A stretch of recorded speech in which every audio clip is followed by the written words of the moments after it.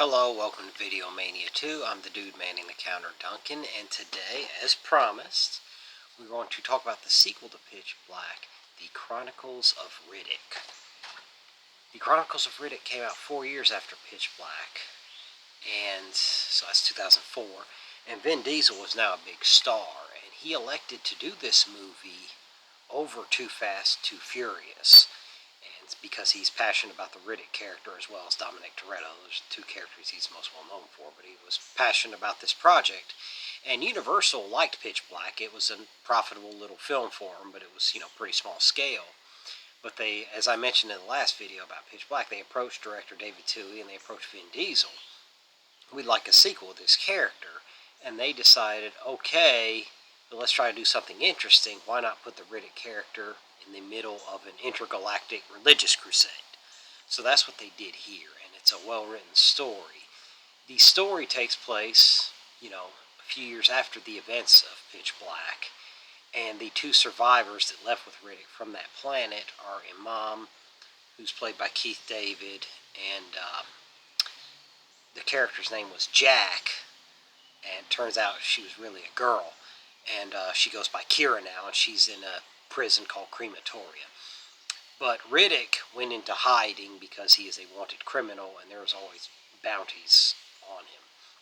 So he goes to a remote planet and just tries to live out there. And then some bounty hunters come for him, and there was a huge price put on his head to bring him back alive. And he takes care of the bounty hunters, but he goes to another planet, Helion Prime, run by where Imam is, and he's like, I told one man where I might go hide, and Imam says, look, I wouldn't have betrayed you, but we have some beings coming towards us, a very powerful group on a religious crusade called the Necromongers, and the Necromongers are trying to take over the entire universe and convert them, and if you don't convert, they will kill you.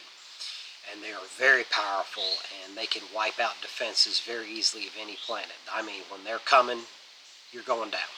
They were very, very powerful. They have a huge force and, weaponry that no other planet could stand up to.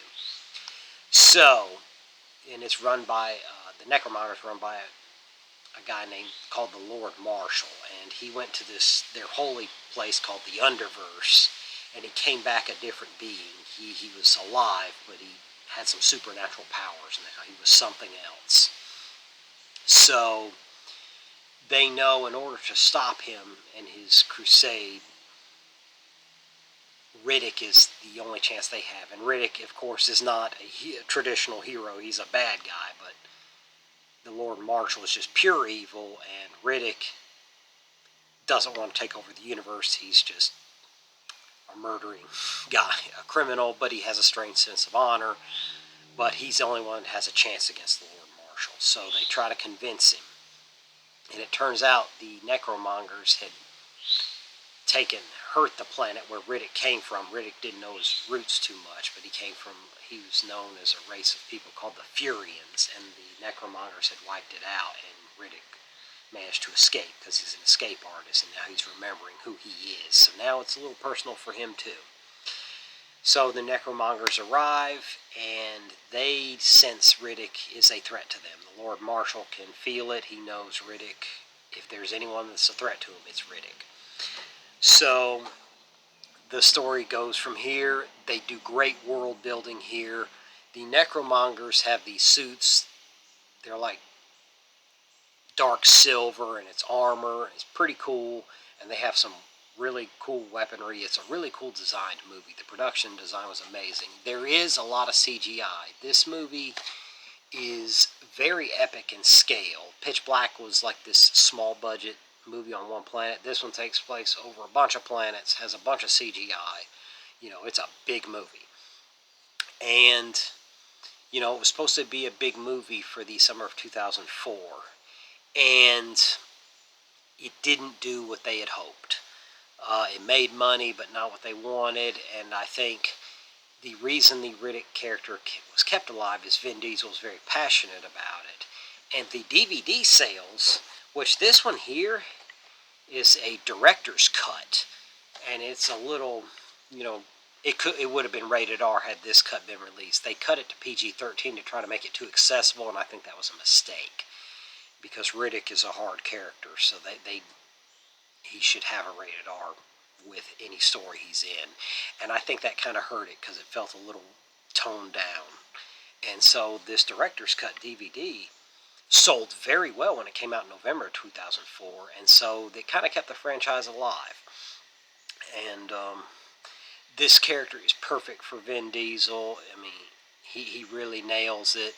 And he made another adventure after this, another Riddick adventure, because the ending of this movie left a sequel, and then when it didn't do as well as people hoped, they're like, no, there's so much more you could do with this. This story is really cool.